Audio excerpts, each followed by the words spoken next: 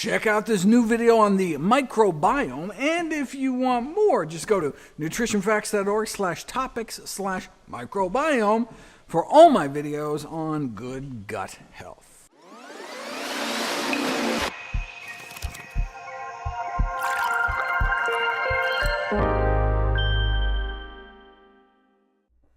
When we eat meat, dairy, eggs, seafood, our gut flora can take certain components in them, carnitine and choline, and produce something that ends up as a toxic compound called TMAO, which may set us up for a heart attack, stroke, and death.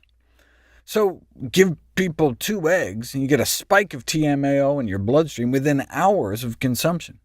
Because gut bacteria play a critical role in this process, though, if you then give them a week of antibiotics to wipe out their gut flora and refeed them 2 more eggs, nothing happens. No TMAO in their bloodstream because they have no egg-eating bacteria to make it. But give it a month for their gut bacteria to start to grow back, and the eggs start to cause TMAO production once again. Same thing with meat. Give people the equivalent of an 11-ounce steak, and TMAO levels shoot up in the blood, but feed them the same amount after a week of antibiotics, and nothing happens. So to run into problems, you need both the meat and the meat-eating bugs. That's why you can feed a vegan a sirloin, and they don't produce TMAO within their body. They just don't have the meat-eating bugs in their gut. OK, now this should all be old news for those who've been following the science. The reason for this video is to show that this phenomenon happens the other way around too. When we eat whole plant foods like fruits, vegetables, whole grains, and beans, along with nuts and seeds, our gut flora can take certain components in them, fiber and resistant starch, and produce short-chain fatty acids, which can set us up for the prevention of human diseases. Short-chain fatty acids like butyrate can help seal up a leaky gut, fight inflammation, prevent weight gain, improve insulin sensitivity, accelerate weight loss, and fight cancer. But these benefits rely on 2 things, eating fiber and having fiber-feeding bugs, just like the detrimental effects from TMAO required not only eggs, dairy, or meat, but also the eggs, dairy, or meat-munching bugs. Check this out. If you give people whole intact grains, in this case barley kernels, also known as barley groats, 3 servings a day, like I recommend in my Daily Dozen app, within just 3 days of eating that extra 30-plus grams of fiber and resistant starch, their gut bugs were so happy and produced so many short-chain fatty acids that people's insulin levels improved by 25%, which means their bodies needed to produce less insulin to take care of the same amount of white bread, while still dampening the blood sugar spike.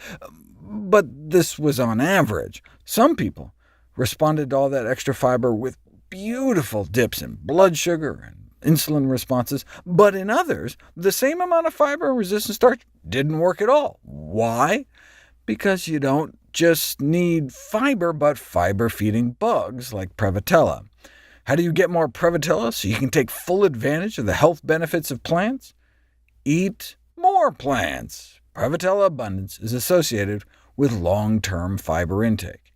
If you look at rural African children eating 97% whole food plant-based diets, their Prevotella is off the charts compared to kids eating standard Western diets, and this is reflected in the amount of short-chain fatty acids they are churning out in their poop.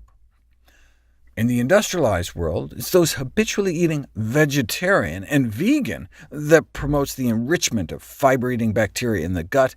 Here's the relative Prevotella abundance between those who eat meat, no meat, or all plants. This may help explain the worse inflammatory profile in omnivores than in vegetarians. Based on the findings relative to bacteria abundance, the researchers suggest that exposure to animal foods may favor an intestinal environment which could trigger systemic inflammation and insulin resistance-dependent metabolic disorders such as type 2 diabetes. And it's the reduced levels of inflammation that may be the key factor linking a plant-based gut microbiota with protective health benefits. Yeah, but can't meat-eaters eat lots of plants too?